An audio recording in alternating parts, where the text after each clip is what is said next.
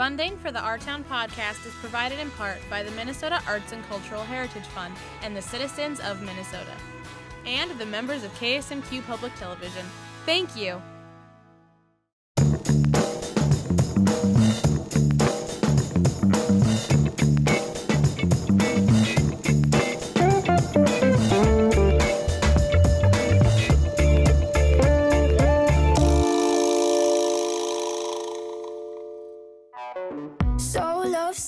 Shrink, she thinks I might be contagious. Welcome to RTown Podcast, a KSMQ public television show.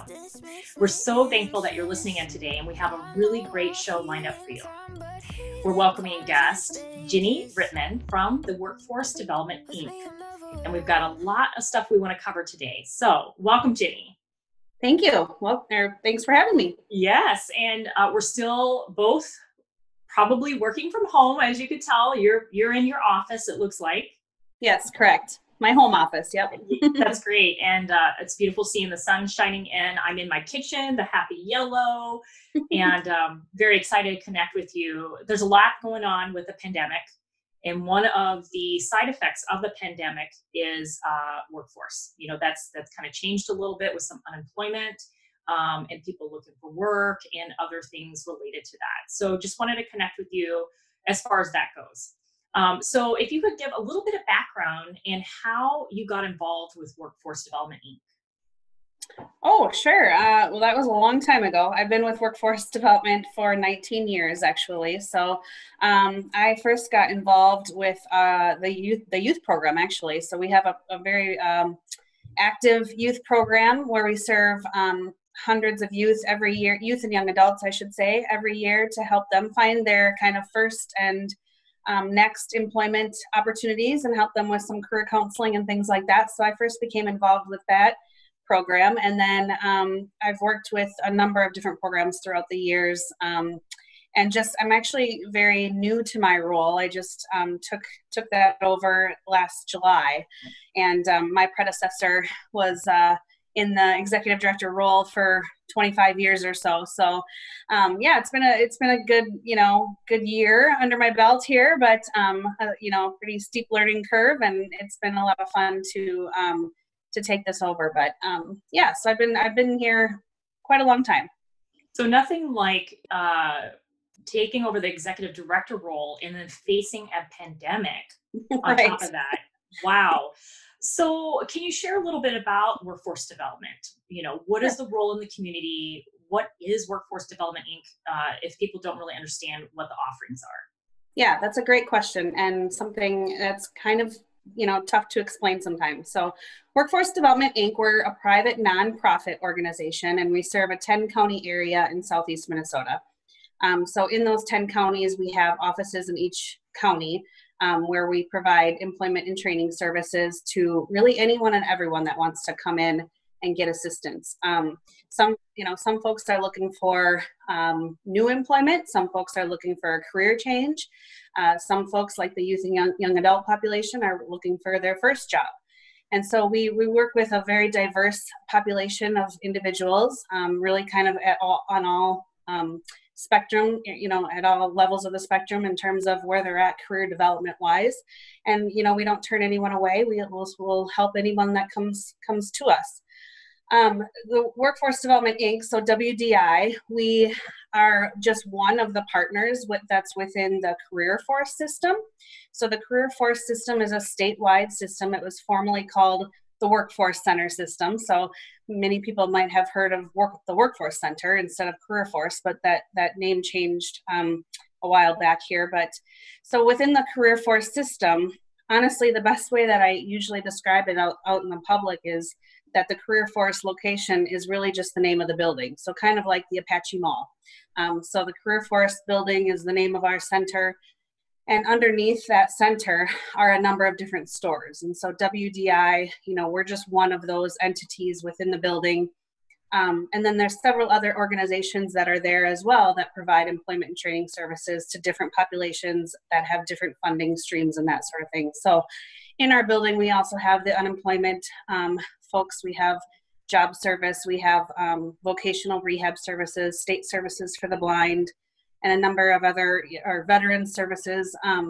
And so we have a number of other, agencies, but we're all there kind of for the same purpose. So, we always say that when a customer comes in our door, there's no wrong front door. We want them to feel like they can be served by anybody, and they don't really need to understand all the inner workings of what agency does what, because we all work together and we're all there for, basically the same purpose, which is to help people and help people find their next job or career. Jinny, where's this located? So in Rochester, we're out at the Heinz Center on the RCTC campus, so on College View Drive.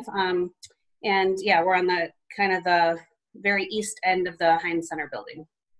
You mentioned that you offer services and support for various groups. We wanted to touch a little bit on unemployment. Obviously, this discussion is not about unemployment services, but we want to ask you if individuals that are unemployed currently, are they able to come in and connect with you and get some leads on work that's available, and how are you doing that? Doing it virtually, because generally you meet face to face, correct? Right. Yeah. Okay. So, we always like to consider ourselves as having two main customers. One is the job seeker and one is the employer. And so we do work with a number of employers, and a number of employers reach out to us also with opportunities that they have available. So that's kind of where what we do is match those opportunities with the job seekers that we have coming in.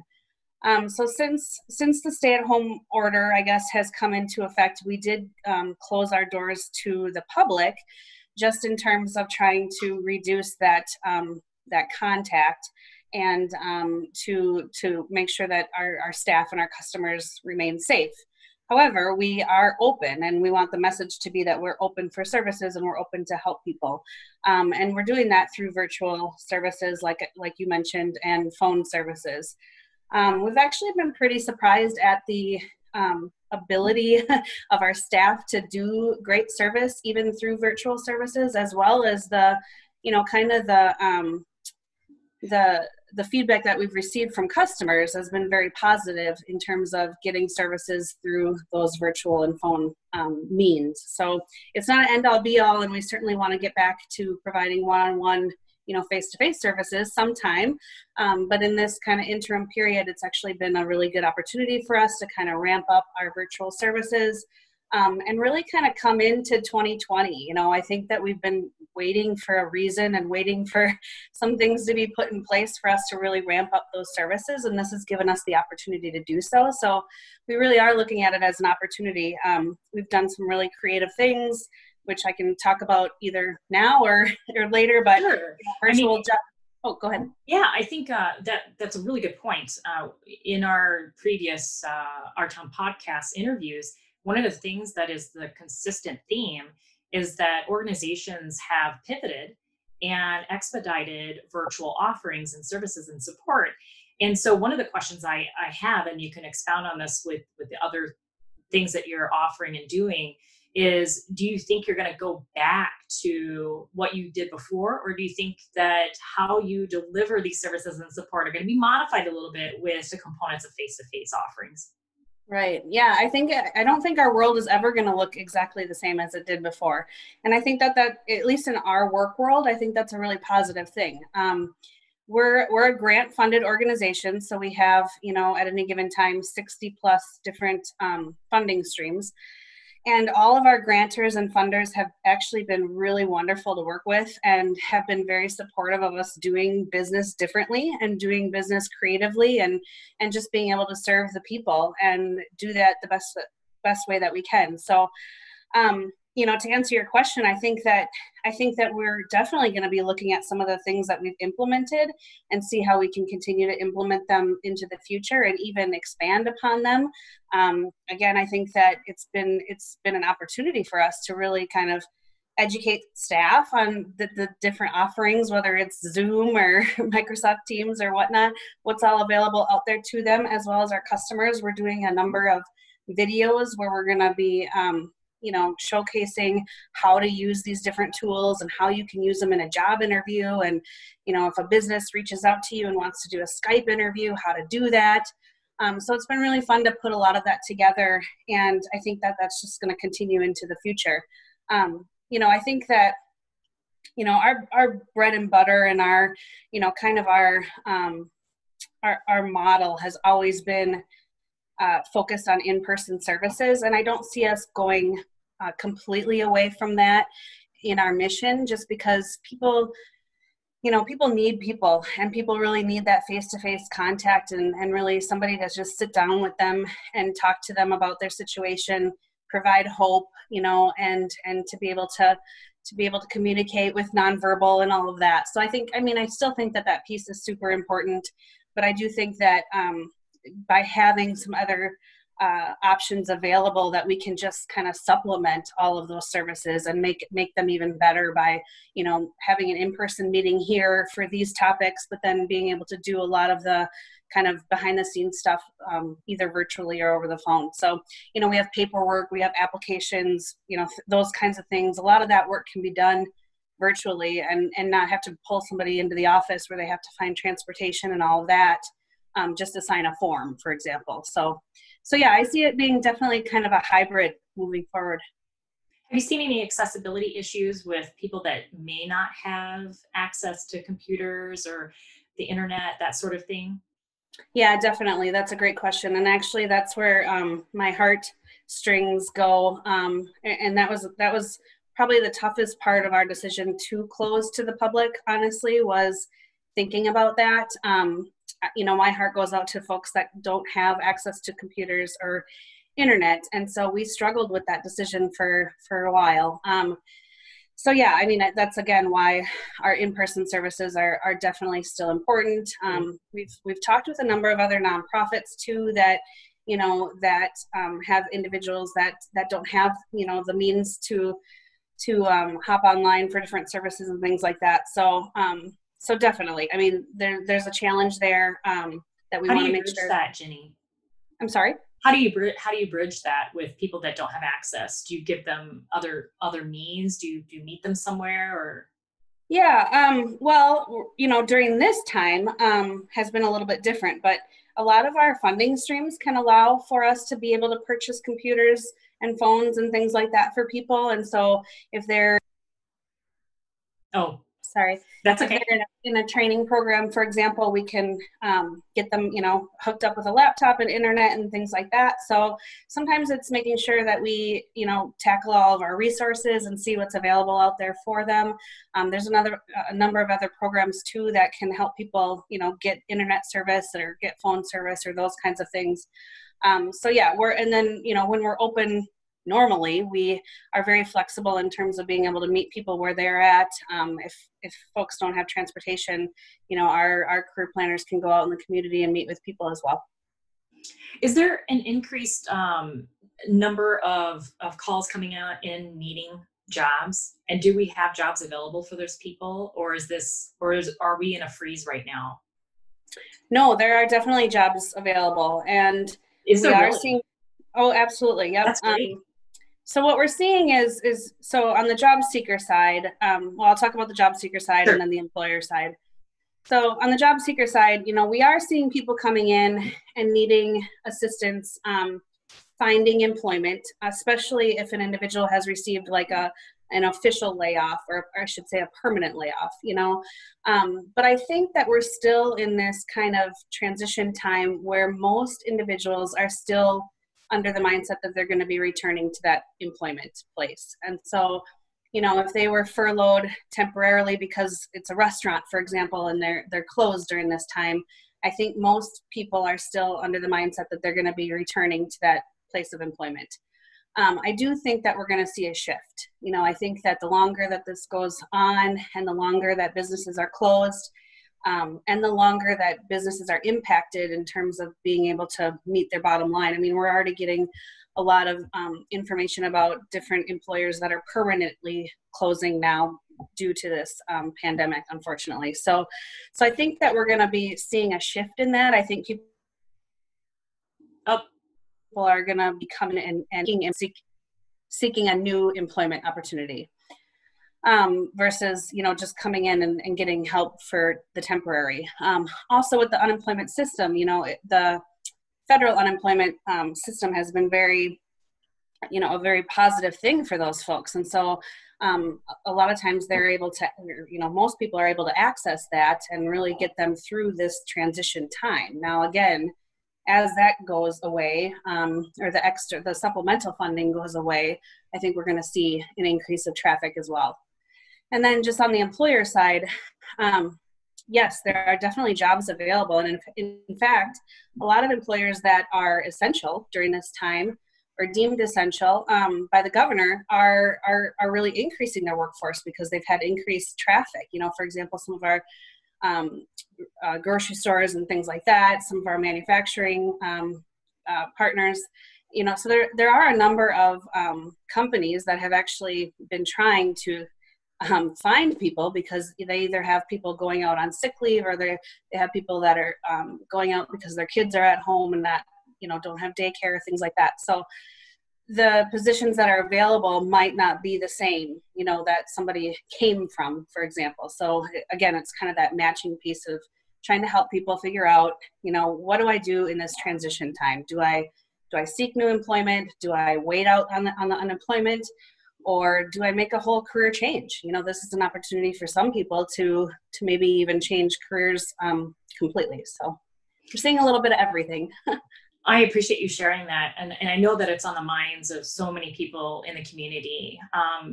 It makes me wonder if there's this emotional support component to this, with people facing these stressors and those stressors, increasing and that sort of thing in their home life, not being able to find a job or worry about the future and the uncertainty facing the pandemic, if that job is still going to exist.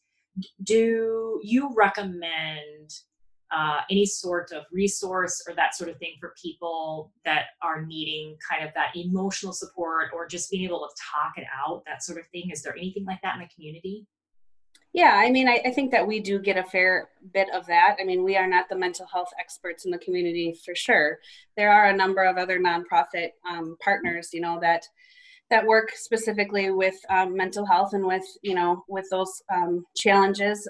But we do get a fair amount of individuals coming in and telling us their story. And I always like to say that, our main job is to provide hope and to provide hope through showing that there's resources available to them, connecting them with those community partners, connecting them with the experts in those areas if they need that, and connecting them with all the opportunity that is available to them. A lot of folks don't know about the programs and services that are out there for them. For example, dislocated worker services, which I can talk about here in a minute too. But yeah, definitely, one of our main goals, like I said, or the main goal is to provide that hope. And to provide that hope through resources in the community. I am on this thing it's called the nonprofit consortium, and within that consortium, all the nonprofits in Rochester have been working really closely together to not only be able to provide additional services, but to be able to share what those services are with the greater community. And within that group, there's a number of providers that are offering, kind of that individual support virtually, and so a lot of those organizations are also able to provide services still during this time. It just looks a little different in terms of doing that over the phone and doing it virtually as well. What are some significant needs you're seeing as you connect with your customers? What are some things that you're noticing that there may be a gap and that could be something that people in the community might rise to the occasion and help? Well, I actually think that we have a pretty good system right now to address food need. The Channel One and other partners have done a great job stepping up to the plate and providing additional services. I think that specific to employment and that sort of thing, folks always struggle with transportation and childcare. And so whenever there's a decrease in transportation options and a decrease in childcare options, folks definitely struggle with that. And, I think that the biggest thing is putting all the pieces together and figuring out what your plan A is, what your plan B is, and what your plan C is, during this transition time. I think that's the biggest thing is, if you were laid off permanently I mean, you now know that you need to look at other options. But if you're furloughed or if you're laid off temporarily with really no for sure end date in sight, how do you manage that stress, and how do you manage that action planning when you really don't know what the next step is? And so I think those are some of the biggest challenges that we're seeing. And then really just, obviously there's financial troubles there as well. And people are really struggling financially, especially if they were, doing part-time work, or if it's, again, kind of a temporary layoff. There's definitely financial struggles there. But I think the bigger piece is really just trying to figure out that plan A, B, and C during this transition time. That's good stuff. And I think people that are listening will appreciate you sharing that. Okay, let's dig into some helpful information that people can use for tangible resources. Do you offer digital courses or webinars online so that people can access if they're wanting to develop their skills, or if they're looking to grow in a different career change, that sort of thing? How do you create a pathway for that? Yeah, sorry, I missed the first part of your question, but just online resources is what you're asking. Correct. Digital offerings and that sort of thing. Yeah, yep. So we have a number of things that we're working with. So, we do have a website that's people can go to figure out who they're going to contact, basically how to get into one of our offices.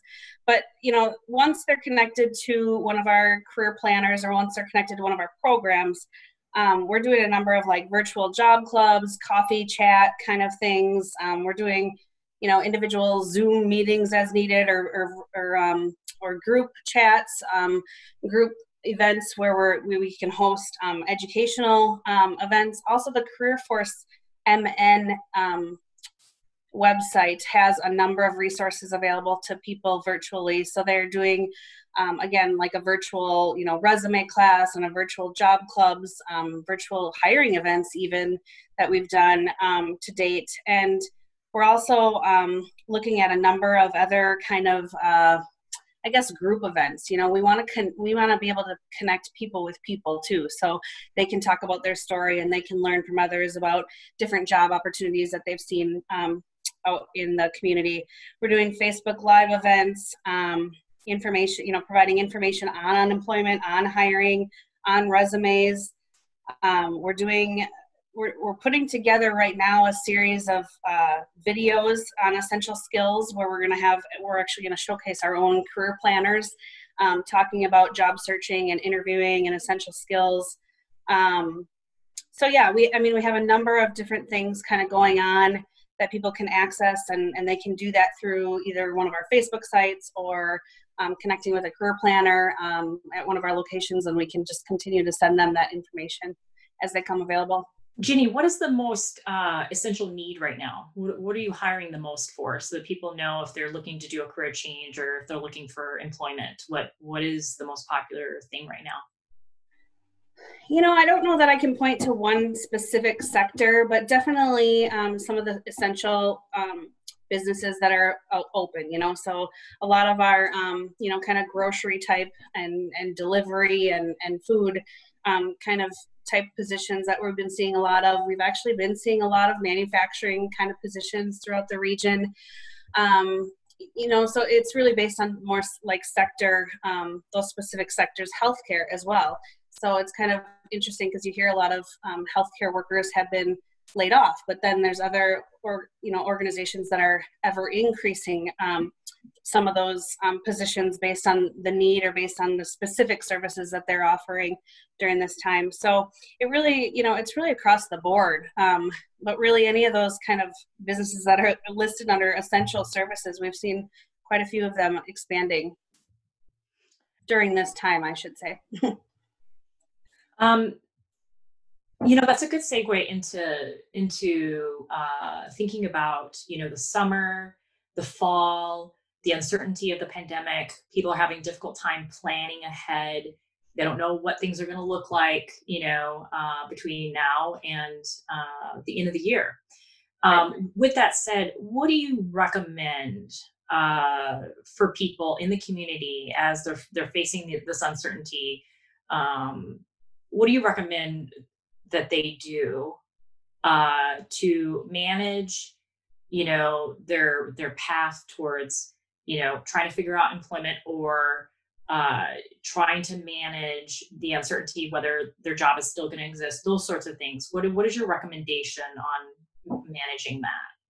Yeah, that's a great question. I think two things I would say. One is definitely reaching out to us, or, other service providers. But if you're looking for workforce development resources and assistance, definitely reach out to us, earlier than later. I think the more time that we can work with someone to develop a plan and to look at all the resources that are available out there to them, even if they don't need to access them today, or even if they're not interested in accessing them today, just to know what's available to them. And then, the second thing is, like I mentioned, having that kind of plan A, B, and C, D, E, on and on. But I think that just because of the uncertainty and the time frame of this, I think is the most challenging piece. I mean, we've seen predictions of 30% unemployment across our nation. And so when you start talking about numbers like that, those are unprecedented. I mean, that's way above the highest number that we ever saw in after World War II. So I think that the more that somebody can put together, multiple options for their future, the better. And that's something that we can definitely help with. Mm-hmm. And like I said earlier, the longer that this goes on, the more businesses we're going to see close, unfortunately. Or that's the prediction anyway, is that you're going to see, a lot more businesses close if this goes on, throughout the summer and that sort of thing. So I think, just to kind of think about one's future and really put together multiple plans of action based on, if the stay-at-home order goes through the end of May, what does that look like for me? If the businesses are closed through May, what does that look like? June, what does that look like, etc. So that would be having a strategy definitely helps. I think that's wise information.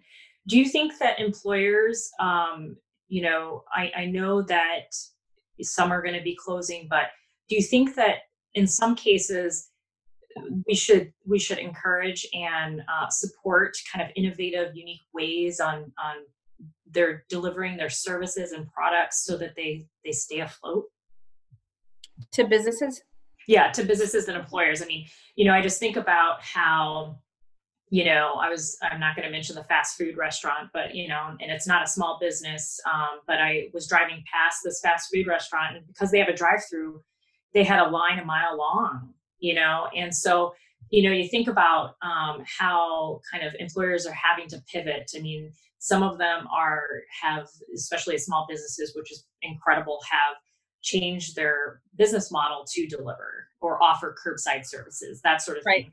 Do you think that, in order for employers to sustain, that we really do need to think about different ways on delivering those products and services? And absolutely, Yeah, and I think it's in the best interest of any employer to research those options and see, who's doing this well, and take after some of the lessons learned there.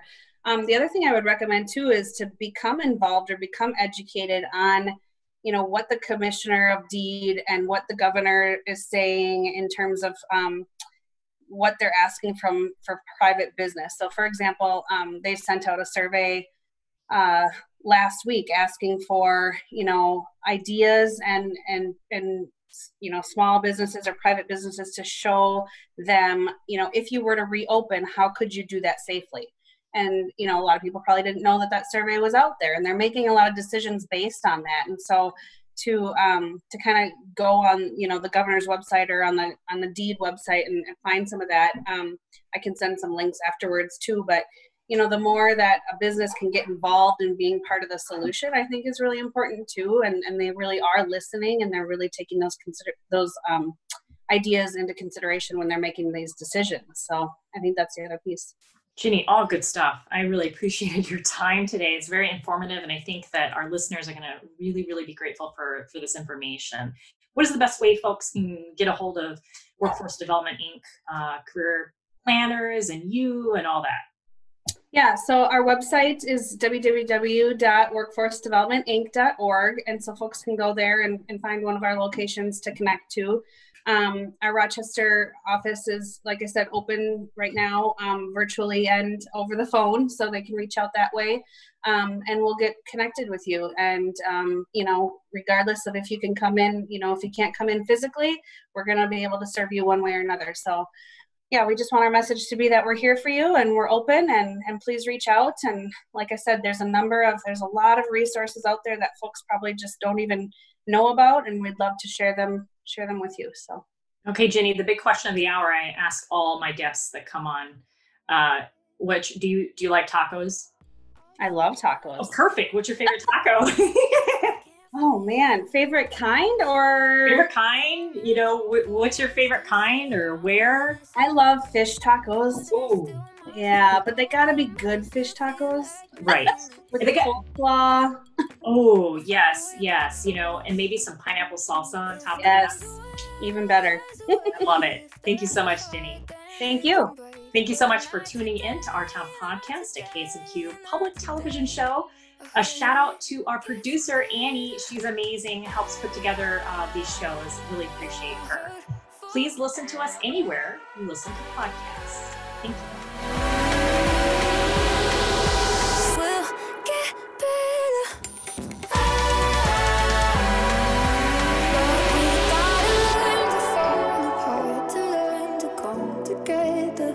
We gotta learn to fall apart to learn to come together.